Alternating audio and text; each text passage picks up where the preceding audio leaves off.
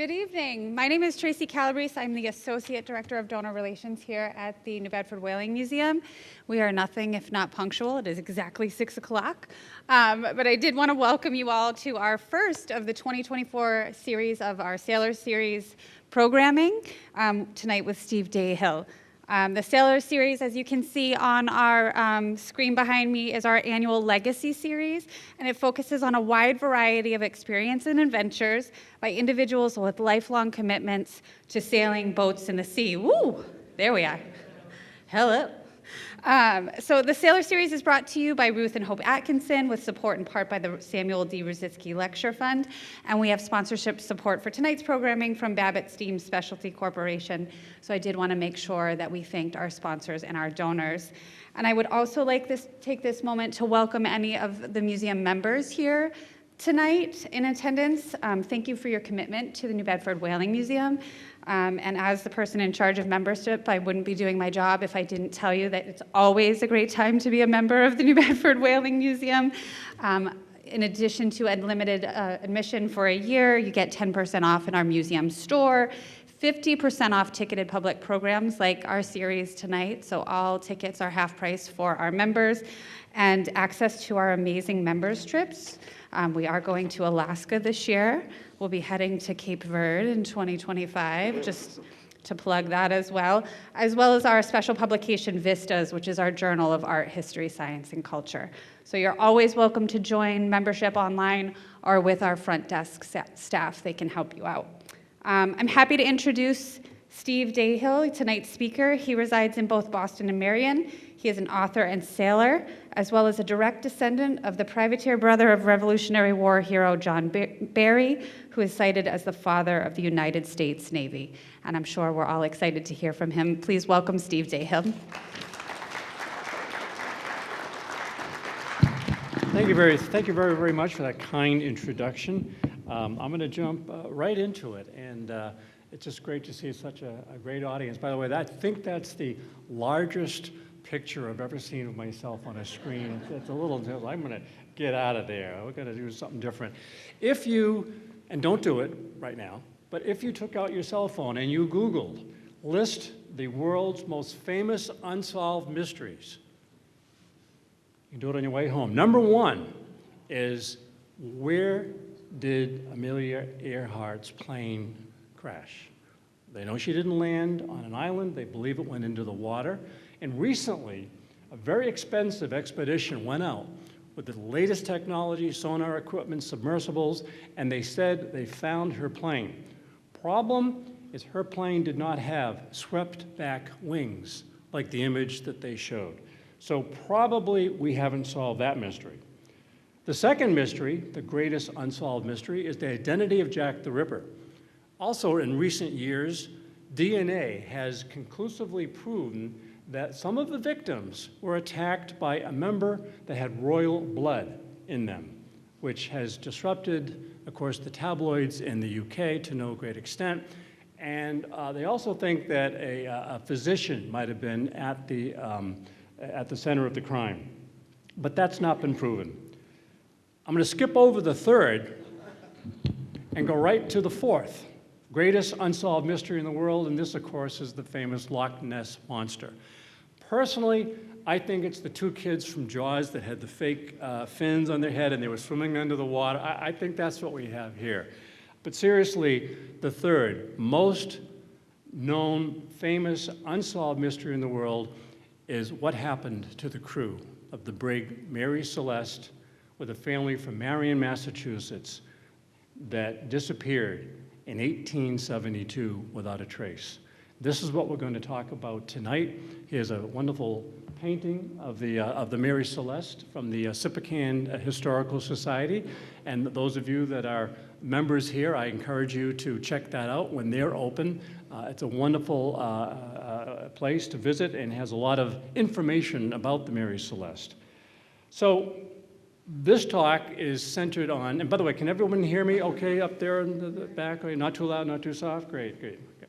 How do I look on the video? Is that okay? Did I word? Thank you. So where did the people go? And why did they leave a ship? The Mary Celeste was not sinking.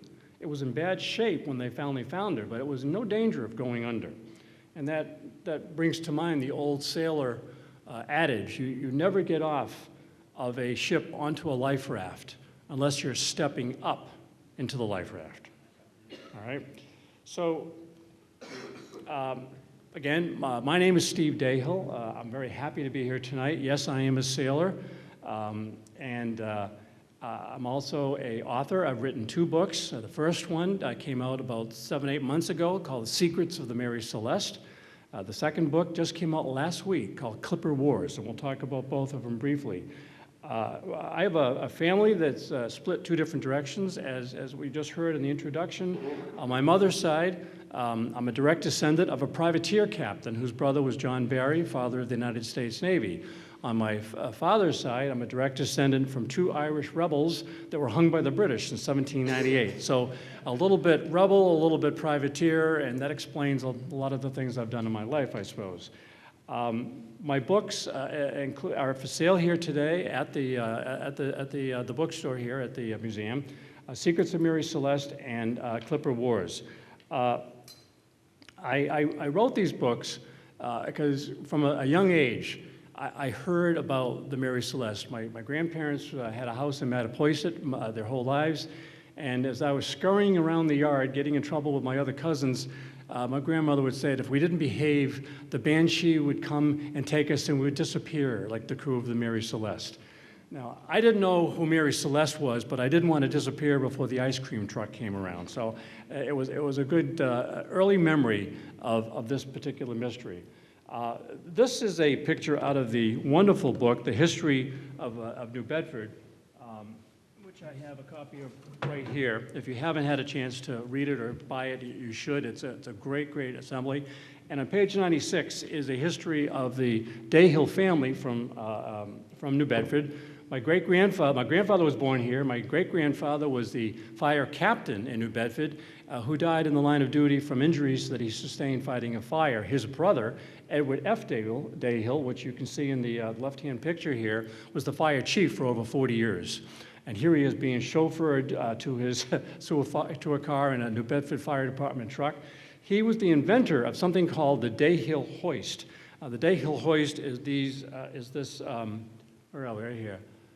These cylinders that he invented and put on the fire trucks in New Bedford because of all the buildings, the tenement buildings that were built on creosote pilings were famous for going up in flames very, very quickly. And the fire department couldn't get the people on the top floors out quick enough. So they came up with this technology, and I believe it's in almost every fire truck in the world today. He had the original patent on it, which went to other people in our circle, but not to me or my cousins. We didn't get any of that.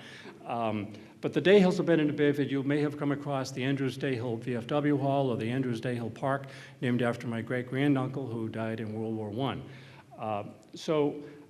Enough about me. Let's talk about the Mary Celeste. It's a story that is so bizarre and so unusual that a young man who was a surgeon on a British whale ship gave up his career at sea, gave up his medical career, and turned to writing. He turned to writing mysteries directly because of what he knew and what he learned about the Mary Celeste. Here's this picture right here, standing on the deck of the whale ship. And we're going to come back to him and tie him in later because there's a direct correlation between his characters that were some of the most famous in literature and the story of the Mary Celeste. Now, the Mary Celeste was a brig, actually technically a brigantine for all of you. So how many people here are sailors? I'm just curious. Have a ball. Okay, so there's a sailing audience. I don't have to explain the difference between fore and aft sails and square sails, but the Mary Celeste had some of both. The square sails, obviously, for sailing across the ocean on the trade winds, downwind or off the wind, and of course the stay sails and the spanker for sailing close to the wind. The Mary Celeste was originally built in Nova Scotia. The original name was the Amazon, and I have not come up with any research that tells me who Mary Celeste was. If someone in the audience knows when we do Q&A, please let me know. Probably one of the captains, there were 6 captains of the Mary Celeste over her age, and perhaps it was one of his wives or a daughter. But the original name was Amazon. She was a 300-ton brigantine of about 100 feet. She was born under a bad sign, they say. Why? Well, because she was grounded twice. She sank in her final days in 1885, and obviously she lost the entire crew in 1872 with the family from Marion. The other thing about I wanted to mention about the Mary Celeste is that she was a very typical ship of the day. The great clipper ships were known for going around the world, but the brigs and the brigantines, these topsail schooners, were what brought goods and service from Nova Scotia, from the Maine down east, down to Boston and New England, the coal barges. Mary Celeste was known to carry coal, which was a major, major industry in the 1870s. On this voyage, she had a crew of 7 people, a crew of 7 and a family. The family was Captain Benjamin Spooner Briggs, and there he is right there. If we do a movie about the secrets of Mary Celeste, I'm going to try to get Ben Damon to play. I don't know if anybody else. I think it's just a spitting image for Ben Damon, particularly when you see Ben with the beard. I want to say Matt Damon. Yeah, Matt Damon. Right? I can't get that straight. Okay. Can you see it? Okay. And his wife Sophia and their daughter Sarah. Or we have that backwards. It might be Sarah and Sophia. On board the ship with 7 crew, 4 from Germany. There are the names right there. There was a former slave was one of the crewmen, and a couple of sailors from New York. So 10 people all told went to sea and never returned. This is a picture, care of one of my friends here that's come to watch the exhibit, of Captain Briggs' writing desk that's on exhibit today, and another wonderful maritime museum, the Peabody Museum up in Salem, Massachusetts, where he has a letter to his son. And in the letter, I was able to scroll in close enough, and in the letter, whoops, not that picture. In the letter, he describes being away from the family on another ship, and he writes, "Please kiss your little sister for me because I cannot." And then he says, "I want a ride on your sled." And then I'm thinking, well, where in Marion is there a hill for sledding? But perhaps they were going down sand dunes into the beach. The point is, there's a close-up of his signature. During the time he was on a bark called the Arthur. Interestingly, his son was the Arthur, was also named Arthur. The Mary Celeste left New York in November of 1872 on her way to Genoa, Italy, with a full cargo. And the normal route would have been north out of New England, across the Atlantic, leaving the Azores to the south, heading for the Straits of Gibraltar and into the Med. They didn't make it. As a matter of fact, when they were discovered, they were 400 miles east of the Azores, but the ship was heading west. Now, there's been over 150 years since this event. There's been thousands of experts that have explored every minutiae detail of the event of the Mary Celeste. And one of the ones that struck me as being interesting was they claimed, well, the ship was heading back to the west, empty and abandoned. Were they trying to get back to the Azores when something, whatever happened, happened? But all of you know this, that are sailors. If you leave the helm for any given period of time, the wind, the current, the tides, the waves will take you in all sorts of different directions that was different from what the original course was. So a ship called the Dea Gracia, which is translated by the grace of God, a British ship, was the one that encountered the Mary Celeste in this encounter. Now, what's interesting is that both of the captains had met each other in New York prior to the departure. This slide that I showed a minute ago is Portuguese origin and is not correct. Even though the Dea Gracia was a British flag ship, she left not from England, but she left from New York 8 days after Mary Celeste left New York. So there's evidence that the two captains had known each other. So the conspiracy theorists among us look to that as, aha, they were in cahoots for something that wasn't on the up and up. And there's other evidence that points to that theory, and we'll talk about it later. But it's interesting that the Mary Celeste, the Heavenly Mary, was discovered by the grace of God. You can't make that sort of thing up. I think it's kind of bizarre. When they came across the Mary Celeste, She was in a tattered shape. The sails were torn. There was 3.5 water in the hold. It doesn't specify hold versus bilge, but the point was there was so much water in the hull that it covered the cargo. So if you needed to inspect the cargo at any point during the end of the voyage, you couldn't have seen it because it was underwater or near underwater. Connected to that was the fact that one of the 2 bilge pumps had been disconnected. It was disassembled, rather, is the word I'm looking for. And one would ask, well, why? And research in recent years has come up with the fact that a prior cargo of the Mary Celeste was coal. And people think that the coal dust settled in the bilge, and the water pumps brought the coal dust up in the bilge water and jammed the pump. So they needed to pump the ship but could not. Was that a reason why they maybe feared that the ship was sinking? But as I said before, the ship was not sinking. There would have been no reason to panic like that. And Captain Briggs was a skilled and expert sailor. There were 1,700 barrels of alcohol among the cargo in the hold. What's interesting about the alcohol is that most of the cargo that held the alcohol was white oak. Now, white oak, as many of us know, many of you probably know, is impervious to water. It's one of the hardest woods made. It's what the USS Constitution was made of. So when the Constitution went to battle against some of the British frigates of a much smaller size, then yes, some of their smaller caliber cannonball, I think on the Guerriere and the Java, they were 12-pounders for the most part, would bounce off the side of the Constitution, and that hence the name Old Ironsides. White oak was therefore very sturdy to hold the alcohol, but red oak was known to leak. And 9 of the red oak alcohol barrels were empty. They had leaked into the bilge. And what that might represent would be some event that happened because of spilled alcohol. The beds, the berths in the ship had been slept in but not made. Now, this is a very minor detail, but it sounds like with a mother and a wife in the captain's quarter that things would have been tidied up on a regular basis. And on this particular day, they were not. All the personal belongings remained. The diaries, the reading glasses, the extra clothes. So wherever they went and whyever they left, they intended to come back in short order.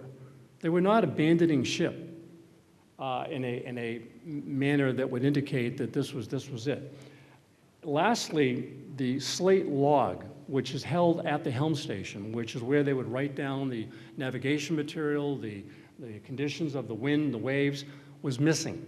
Normally, you would write down the daily events of the weather conditions and the navigation instruments and bring it down to the cabin and write it into the log. Well, on this particular day, where the Mary Celeste last log entry happened, November 25th, the slate was missing, and it has never been found. But the log remained with the ship. So we do know what happened up till that particular day. So the last log was, I'm going to walk around a little bit. The last log was November 5th at 5 a.m., November 25th at 5 a.m., 1872. The ship was discovered on December 5th, 10 days later, with no one on board, and the condition of the ship, plus the mystery of what happened to the people on it, has been in conjecture ever since. Now here is a what I would consider a fanciful, beautiful oil painting of the Dei Gracia there on the right-hand side, coming upon the Mary Celeste. And you can see the Dei Gracia, you can see the Dei Gracia. Sails are back-winded, coming across the Mary Celeste, which to me looks like she's sailing around quite nicely, and she's not low in the water. The real ship was in much worse condition than this picture, probably close to this ship's condition. This is a bark, a photograph of a bark in Boston around the same time. This is in the 1860s.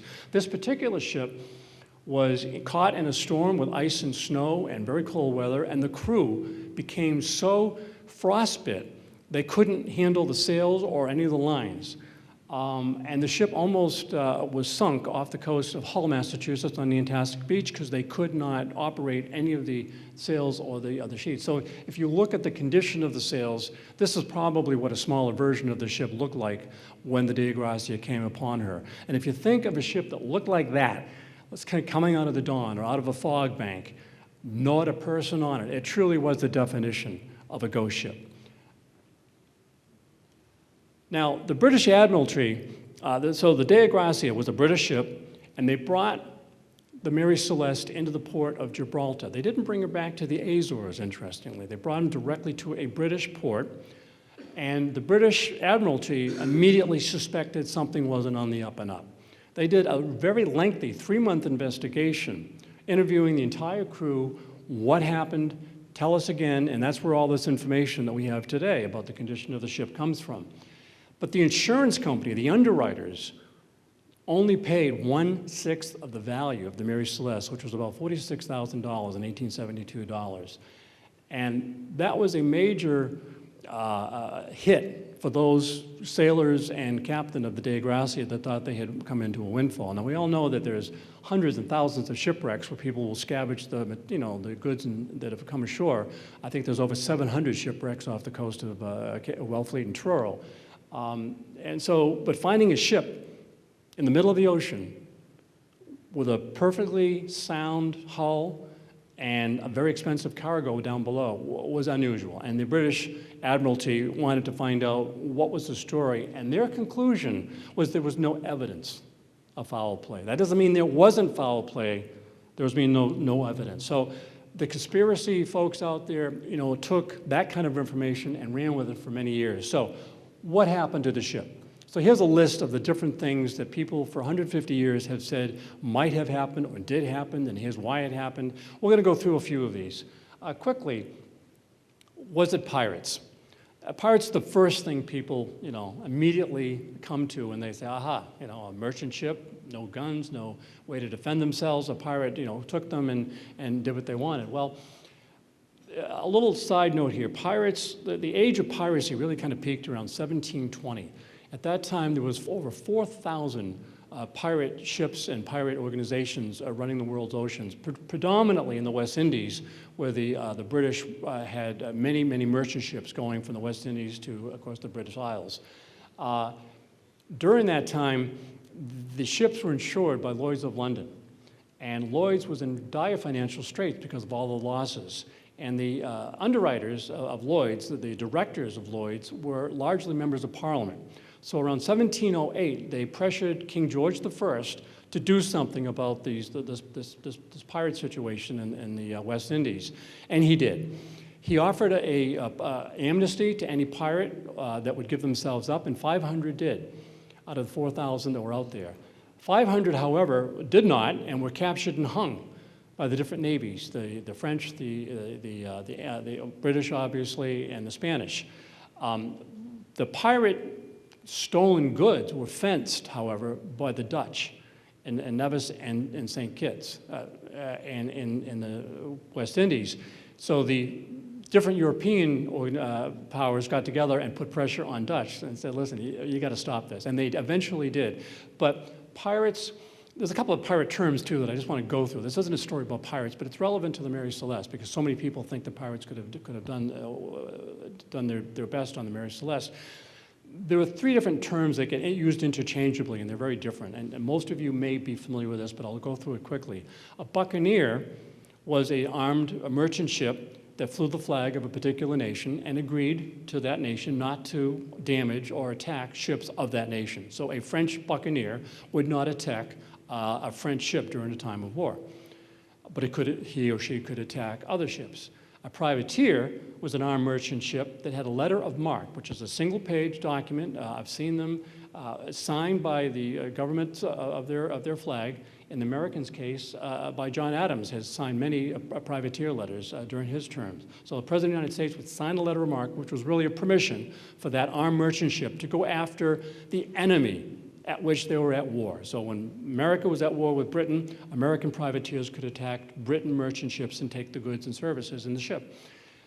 A pirate came about when both buccaneers and privateers ran into a peacetime situation and they were unemployed. So what did they do? They kept on pirating. They kept on stealing and attacking ships. Hence, no affiliation with any kind of national allegiance. They really bowed to no king or queen, hence the concept of the Jolly Roger. You know, they were an entity in of themselves. But they were not interchangeable. However, you know, some pirates were started out as naval officers, some of them started out as privateers, and they merged back and forth. So when we're talking about pirates here, potentially attacking the Mary Celeste, we're not talking about this kind of pirate, okay? There was no jolliness going on in these days. These were rough individuals, mostly in their 20s. A lot of alcohol was consumed. It was an exciting life, I'm told, and they didn't live very long. It was a rough life, and they were not good people. The horrors that pirates would do to ships and to towns were legendary. And the stories we get in this century about, you know, whether you're talking about Jack Sparrow or Treasure Island are just so fictional, it's ridiculous. They really go overboard in romanticizing what was a horrific criminal element. Closer to the truth would be this movie set board from the movie Master and Commander, which shows a group of armed sailors climbing from one ship to another with guns and pikes and cutlasses and pistols and you know, doing extraordinary harm to the sailors on the other side of the ship as well as the ships themselves. So if a pirate ship or a bunch of pirates attacked the Mary Celeste, you can imagine the kind of damage would have been done to people and the ship itself.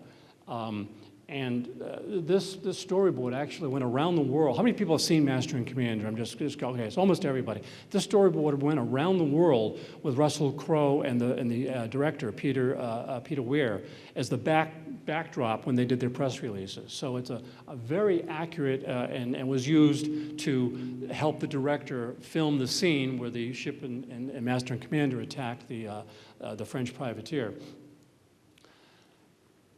But what's the one thing pirates were after? Cargo, or the ship. Nothing was stolen on the Mary Celeste. The ship was left alone. So what about mutiny?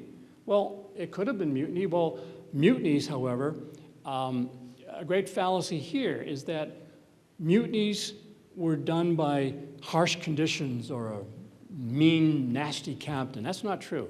Most mutinies happened because of disrespect on the part of the officers to the able-bodied seamen, who had a very high degree of skill and competence that they were proud of. And if you disrespected them, that was the worst thing you could do to them. You could beat them, you could serve them bad food, but you could not disrespect them. So some of these mutinies you've heard about, some of them you may not have. Henry Hudson was abandoned by his crew in the bay named after him, and only 8 out of the 100 or so crewmen that abandoned him made it back to England alive. They all died of disease and starvation on the trip home. Another theme here, that mutinies, the story of mutinies are told by the survivors. That's a key thing. We're going to skip past the Bounty and the Hermione just for a second and talk about the Temkin mutiny of, 1905, where a Russian ship was sent to sea with rotten foodstuffs, and the sailors wouldn't eat the rotten food. It was a disrespect. You fed the sailors well. You gave them a lot of food and often alcohol to keep them happy. But if you didn't give them food that they could sustain life with, they weren't going to do it. So they revolted, and it was the first known insurrection directly against the Tsar's armies and navies. And historians have said it was one of the instigations, one of the first events that led to the revolution of Russia 10 years later.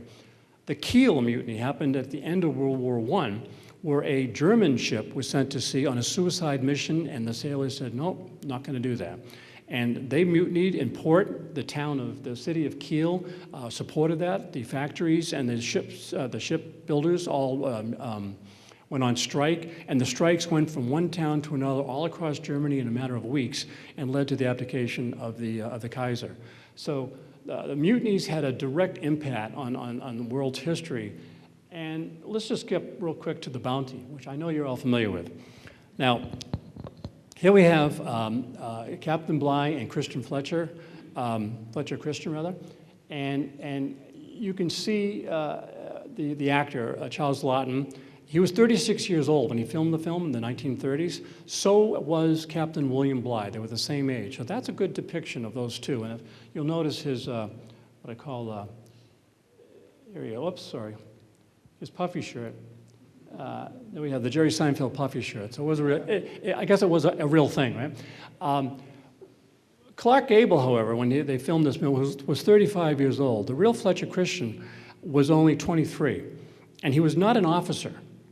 So the movies that you see him dressed in his blue and his white and fancy hat, that's not true. He was a master's mate, which meant he really helped the sailor that was in control of the sails and the ship navigation to sail the ship. And unlike the movie portrayals and the book portrayals, he wasn't a good guy. He was known as a cutthroat and as just a bad egg on the ship, a troublemaker. That was the word that comes down from some of the historical records. So Bligh was not only not a sadistic, crazy captain that caused the mutiny, he was a skilled navigator. As a matter of fact, he and 18 men sailed 3,600 miles from the South Pacific to the Dutch East Indies, and not a man died, and they all survived. So he was a very different story has come down through the books, the popular literature and the movies made from those three books that were written 100 years ago. So the story here is, though, the mutineers that survived all went to Pitcairn Island, so their story was never told, but one of them that was left behind on the island was an aristocratic midshipman, and he came back, and to make his story sound better, he made Bligh the bad guy and Fletcher Christian the good guy. And history proves that that was probably not the case. The HMS Hermione is another very famous mutiny that's relevant here if we think that mutineers might have done something aboard the Mary Celeste. The Hermione was a 32-gun British frigate, captained by a fellow named Hugh Peugeot. Now, Captain Peugeot was known as a shouter, as a flogger, and as a bully. And he was known to disrespect his crew. One day, he sent the crew up on the sails, up at the shrouds, up in the mast, to do some exercise, and he threatened that the last man down would be flogged. And as probably most of you know, flogging was a horrendous punishment. It would, rip the man's back apart. He'd be scarred for life and in danger of dying with infection, etc. It was a terrible thing that you would do to someone only if they truly deserved it. As a matter of fact, getting back to the movie Master and Commander, there's a scene where a sailor deliberately bumps into an officer, a midshipman, and everyone sees it, including the captain, and the captain has him flogged, but it's accepted. He did something that was against the ways of the ship, and the captain had every right to do it, and even the victim accepted it in good faith. On the Hermione, two of the men, climbing down fast, fell to the deck, 100 feet, and died. The captain had their bodies, first of all, he called them lubbers, as in landlubber, which is an insult to an able-bodied seaman, and then he had their bodies thrown overboard. Without words, without a burial, anything, with no service whatsoever. This was the last straw. That night, 30 of the crew got drunk, broke into the Captain Peugeot's cabin, stabbed him to death, and threw him and 8 of the officers overboard, commandeered the ship, and gave it to the Spanish, who was at war with England at the time. The HMS Surprise, there's a name many of you will recognize from the Aubrey novels, was sent in to cut out the Hermione, and they did. They sent ship's boats in, which is what this picture depicts. They fought and killed over 100 Spanish sailors, took the ship out from under 2 different forts on either side of a narrow opening that had over 200 cannon, and brought the ship back to under British control. It's considered one of the greatest naval feats in British naval history. All the talk about Trafalgar and Horatio Nelson. This was an astounding event that happened. The Hermione was renamed by the British, and it was renamed Retribution, which I think is very fitting and very British, isn't it? The HMS Surprise was not renamed, but it was known forever after as the Nemesis. So one thing we can learn from all these mutinies is that A, nothing good ever happens. No, you're not going to end up in a better position if you mutiny against the ship. But B, the survivors tell the story. And on Mary Celeste, what? There were no survivors. Therefore, there could not have been a mutiny. What is one guy going to mutiny and with another guy and throw everybody overboard and then commit suicide themselves? No, it didn't happen. Was it disease? Could it have been something like a plague? And here we have a picture of the bubonic plague from 1347. And did that happen? Probably not. There was only 2 weeks between the time the Mary Celeste left New York, between the time that they were discovered. People didn't have time to get sick, nor was there probably time for them to go mad. Sir John Franklin in 1845 took an expedition to find the Northwest Passage, and they found these ships years later. Matter of fact, 1989, I think, they found the wreckage of the ships sunk in the ice, sunk in the bottom of the water. All of the men on the expedition, over 100 men, died. Not a single survivor to this, but when they found some of the graves that were left over, they found that the men had died of hatchet wounds. There was examples of cannibalism. Though they think the crews that were left were going crazy, and they don't know why, until they discovered that most of the food was stored in tin cans with lead solder. So they think that many of the crew aboard the expedition for the Franklin had lead poisoning, and therefore one of the results of lead poisoning is erratic and very violent behavior. Could that have happened on the Mary Celeste? Well, probably not, for the same reason we just went through. There wasn't enough time. It was a short voyage. They were not at sea for years. Did someone murder someone else on the ship? This author I mentioned before, this very famous author, that's the direction he went with his book, which is not surprising when you learn about who he is and the kind of books he wrote afterwards. But again, there's no evidence. You can conjecture, you can say, sure, someone killed someone else, but there was no blood, there was no weapons, there was no broken bottles, there was nothing damaged on the ship that would indicate any kind of internal or external insurrection. Did E.T. show up?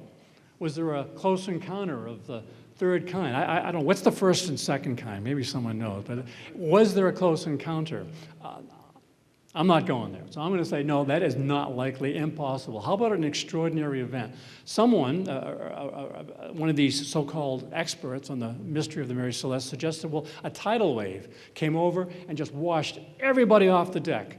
And I'm thinking, okay, well, how about the off watch that's down there in the forecastle and someone that's sleeping in the cabin? Did it wash them up over the companionway and over the rail? No, that probably didn't happen either.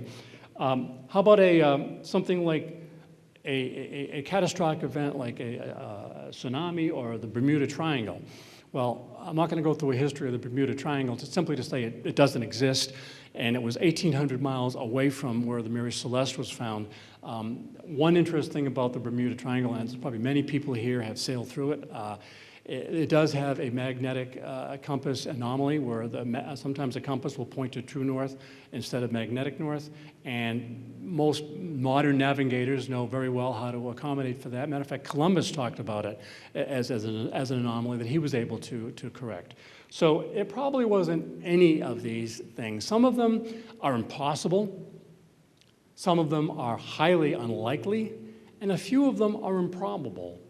But maybe, we're not sure.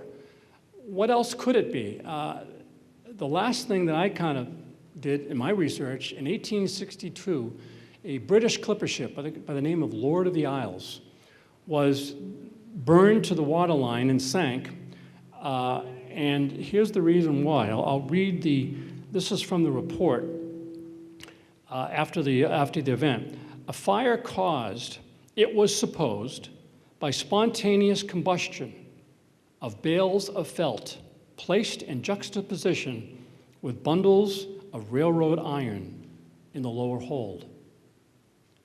Did something like that happen upon the Mary Celeste? Interesting, felt in modern times today is acrylics, right? Manufactured acrylics. In the 19th century, it was made of wool. And wool is famous for not being flammable, and that it will extinguish itself if it comes in contact with a flame. Don't try it at home, but that's what I understand. But before felt was made with wool, it was made with beaver, and beaver is flammable. So, was this the cause of the fire on that clipper ship? They thought so at the time. So, going through all of that, and when I thought about the Lord of the Isles, it came to my mind one of my other favorite movies called The Hunt for Red October. How many have seen The Hunt for Red October? Okay, this is a great audience. We think alike. How many saw Masters of the Air? I'm just curious about the airplane movie. Okay, well, not as many. Interesting.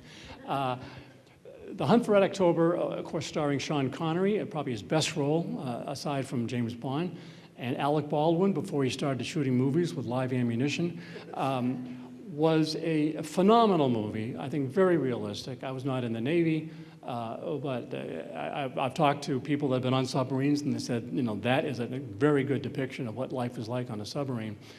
And our hero, Jack Ryan, if you remember the story, is a ex-Marine, former Marine, I guess never, not ever a former Marine, a former Marine, a Wall Street millionaire, CIA operative, with connections to the highest level of the United States government, with a gorgeous wife that happens to be a surgeon at a hospital, a normal, everyday guy. Well, he's trying to figure out how a Russian submarine captain would be able to get his crew off of the submarine so he could turn the submarine and himself over to the United States government.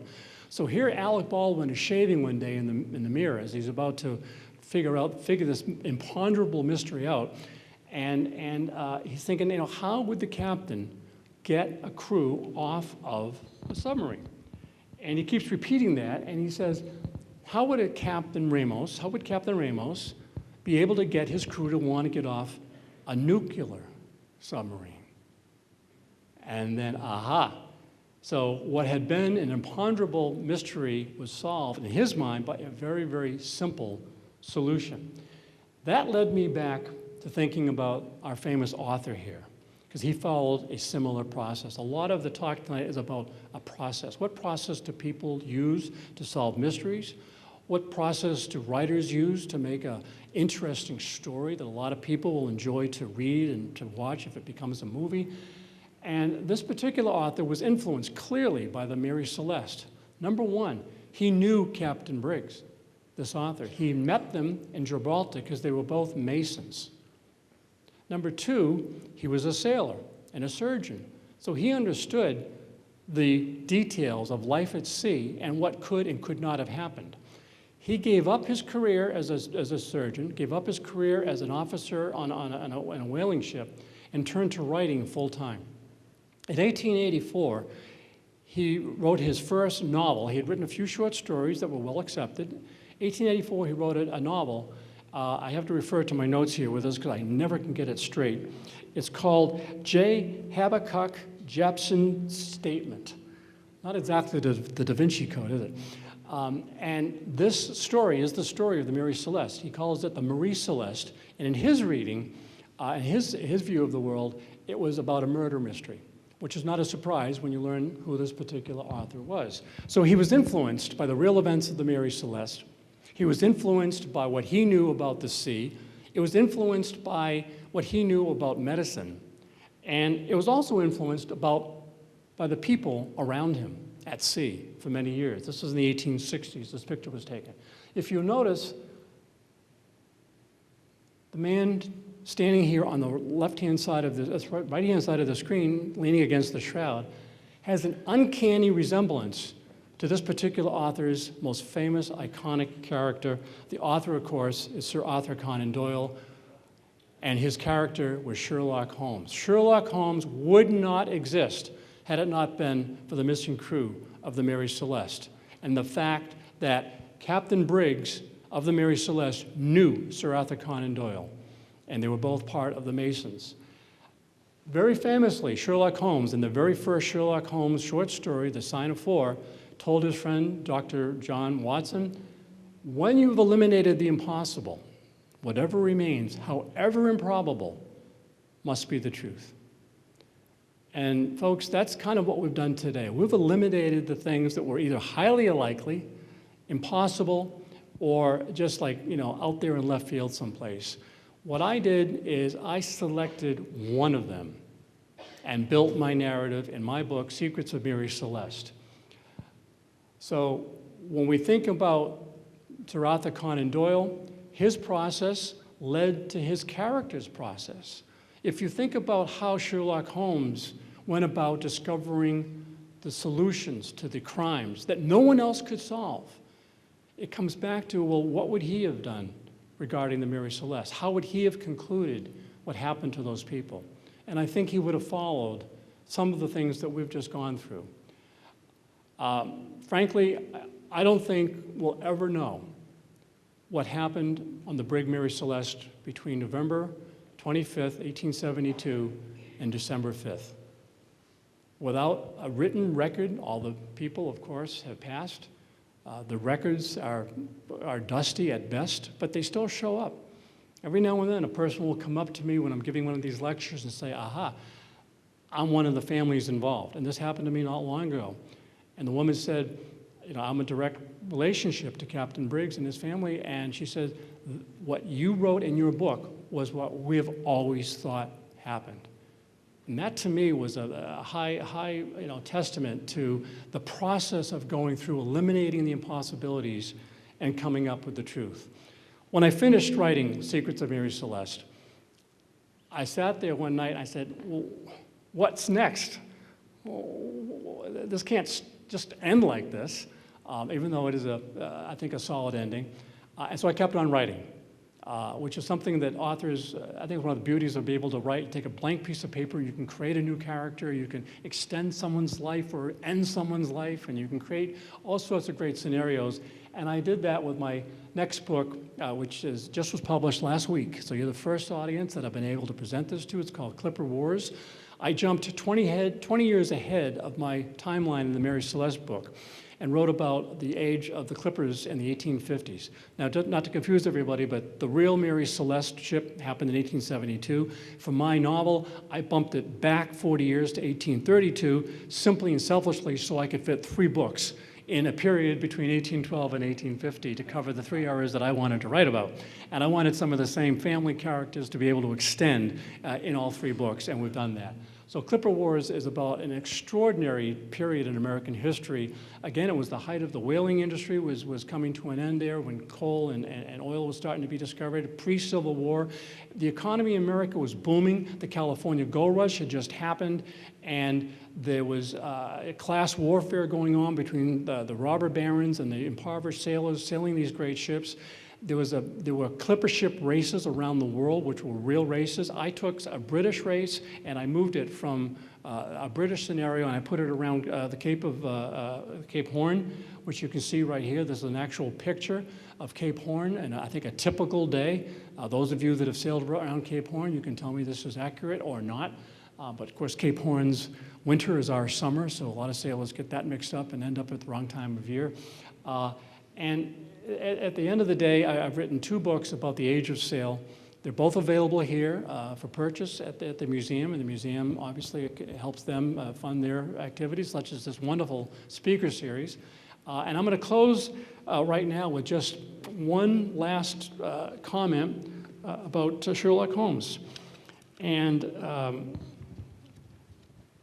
in one of his books, again, Arthur Conan Doyle wrote, like all Holmes's reasoning, the thing seemed simplicity itself when it was once revealed. And I'll leave you with that thought, and I would encourage you to talk amongst yourselves and among your friends and your other sailor friends and what might have happened to the Mary Celeste. And I picked one of the scenarios. It's in the book. I won't give it away, in fairness to the people who haven't read the book yet. And I want to thank you very much for your time, for your attention. There is a reception directly following this with a cash bar and some nice treats. So I'd love to talk to anybody, and the book will be for sale. And I will sign any book that you've bought previously or that you purchased tonight from the Whaling Museum. I'd be happy to sign them in person for you. And thank you very much. And I'll take any questions you have.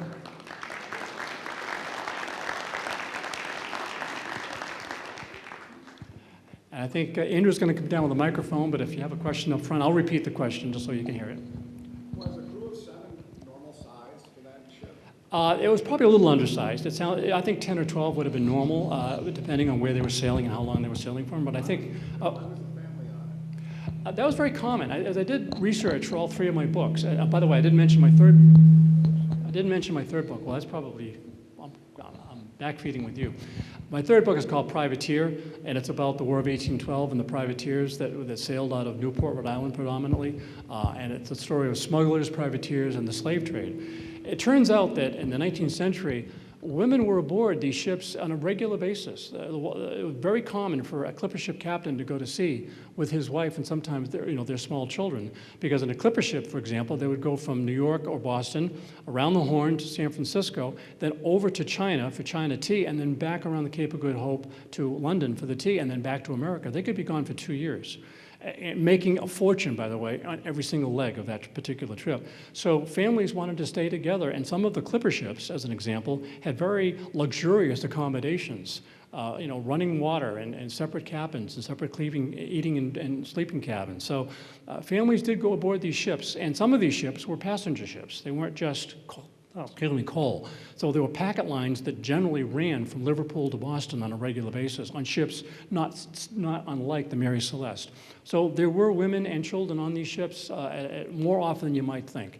And some of the women, famously, the wife of the captain, Creasy, of the Flying Cloud, took over from him when he got sick and was able to navigate the ship at certain points during the voyage. So they weren't just passengers. Some of these women were from seafaring families and were very, very competent sailors. That story hasn't really come out in popular literature or movies, but it's in all three of my books. All three of my books are very strong women protagonists because they played a greater role in the seafaring life of the early American sailing age than I think has been told. Anybody else? Another question? Yes? I suppose passed away about 8 years ago, built a model of the Mary Celeste. Would that be at the Historic Society in Marion now? I believe it is. It was given. Yeah, it was Neil Birdsall who did yes, beautiful Neil used to be a models. neighbor of ours. He lived right around the corner. Yeah. He built multiple ship models. And He that did, was and I saw them all. I saw everything that was in his house. Yeah, he's a wonderful man, and Yeah. we miss him dearly, yes. Anybody else? Yes, sir.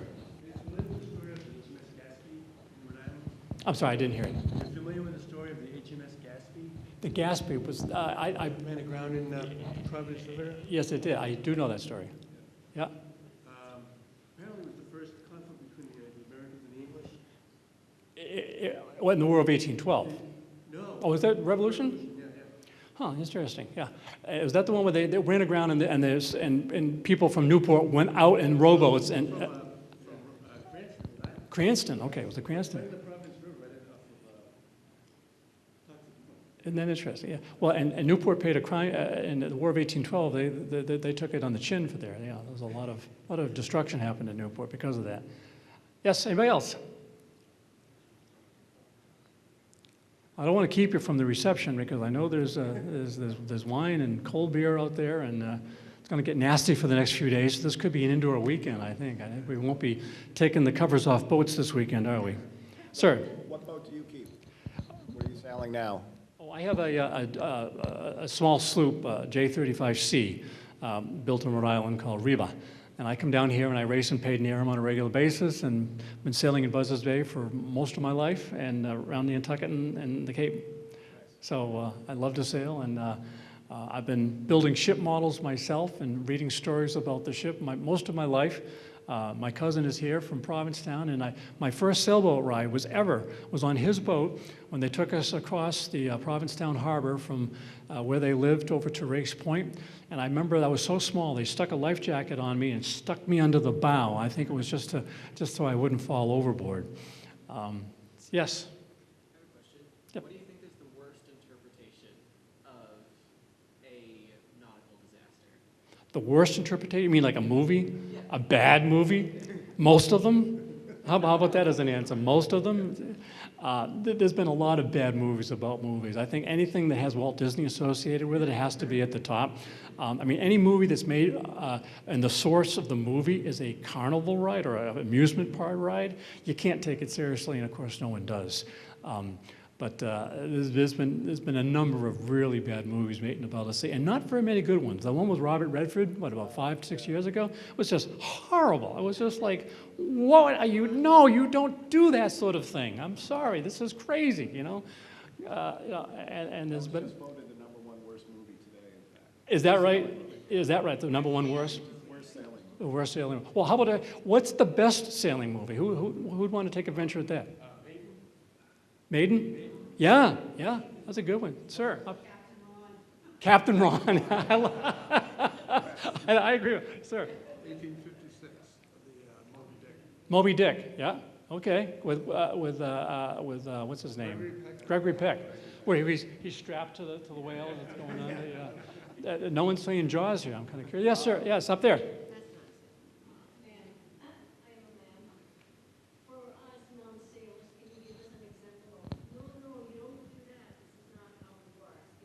I'm sorry, I can't hear you. We do have a microphone up there. I wanted to go around. I want to hear about movies, bad movies, but let's we're talking about that over beer. Thank you. Okay. So for us non-sailors, can you give us an example of, no, that's not how it happens, of something bad, the movie you were alluding to? You were like, no, that's not how it happens. Oh, not how it happened. Well, there was a scene in one of the Pirates of